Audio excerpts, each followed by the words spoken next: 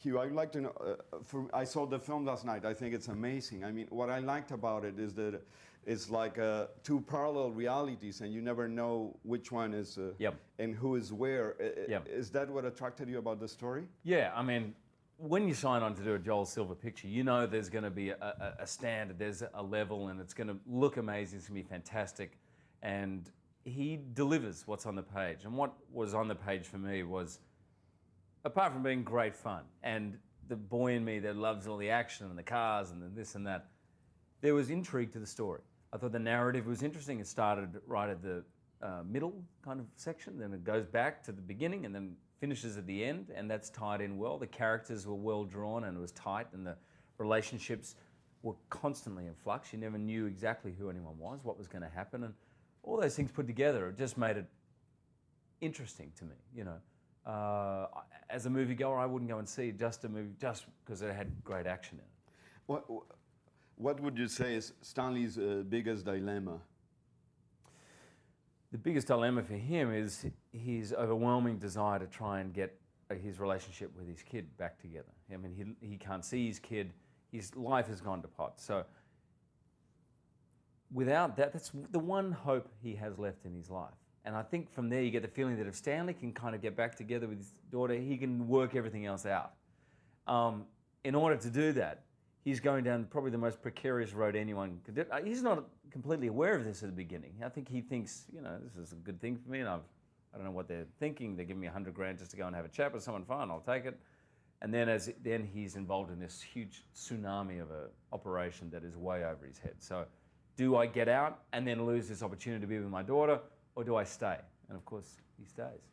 Could you tell us what is the world of Swordfish? What makes it unusual or dangerous? Well, the dangerous thing about it is, of course, the level of money and what's at stake. But this is all involved in legitimate areas of society. There's senators involved, there's the CIA involved, the FBI, and it's all in there. And you don't know which of these people are good or bad. So, you know, we all know of stories, and there's been documented stories of this kind of thing happening, and it's possible. Are there things going on in secret government alleyways and corners that we have no idea about that are actually being sanctioned? You know, what's really going on, or what are we being fed in the papers is maybe that completely wrong. So I think that's what makes it fascinating, and when you get involved in that world, you know.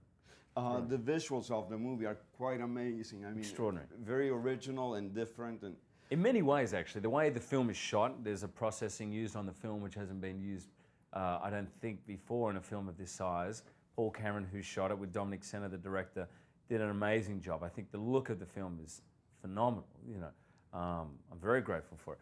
And the action, the sequences. I tell you, the first 10 minutes. Last night we saw the movie with 1,300 people at the Ziegfeld. It was like a premiere, and sitting there, and 10 minutes into the movie was this rousing applause and people cheering because they just witnessed the most mind-blowing sequence.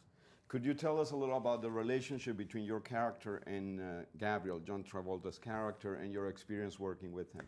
Well, the characters are constantly sort of dancing. They're intellectually sort of playing games with each other, trying to get the upper hand. They're toe-to-toe, and each of them kind of needs each other in a funny way, but they don't want to rely on each other. The reality, of course, is that John's character is probably far more one step ahead than Stanley, but Stanley's trying to keep up. So they bicker a little bit, they fight, they intellectualize, they get philosophical with each other, and there's also a kind of respect for each other that builds. Now, working with John is such a dream come true in many ways. I mean, he's one of probably the greatest actors of our times, as well as being a great star. And it's funny that, I know it's weird that I say that, but he is a star. It's undeniable.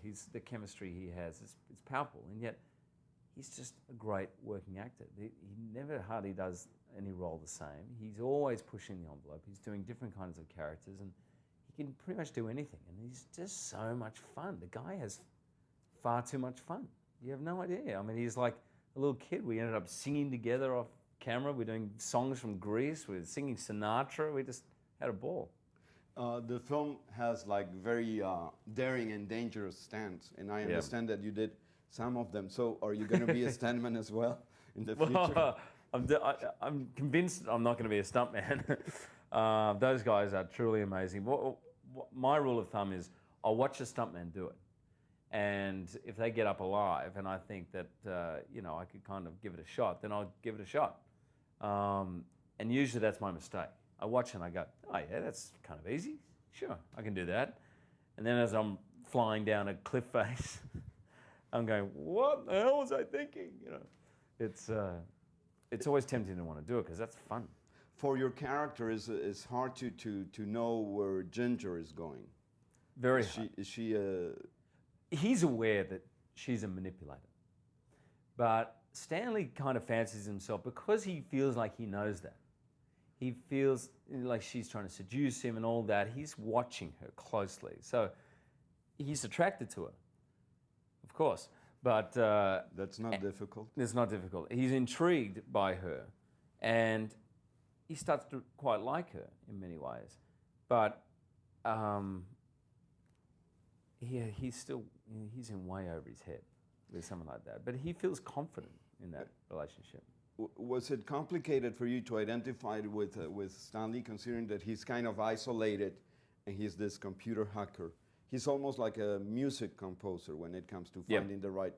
That's right. And when he is hacking, when he's doing that, he's fully himself. He's like alive. That's when he feels completely alive. Like when Mozart wrote, as he was writing, he was completely alive. That's what I imagined it's like for Stanley. And here he is in a world where he's not allowed to touch a computer now. And so there's that also, it's like a drug, it's like an alcoholic. He's given this opportunity to work on this amazing system again and he wants it, And what was the question? I'm sorry. No, we can ask another one. Okay. What about Dominique Sena? How was working with him? I love working with Dom. Dom's enthusiasm and Dom's eye for detail, and I think the confidence you get from working with Don is fantastic. You just know he knows how it's going to be edited, how it's going to be cut, and he works really hard. He works hard on the script, always honing it and making sure it was right, and we all had a great time with him. He was fantastic.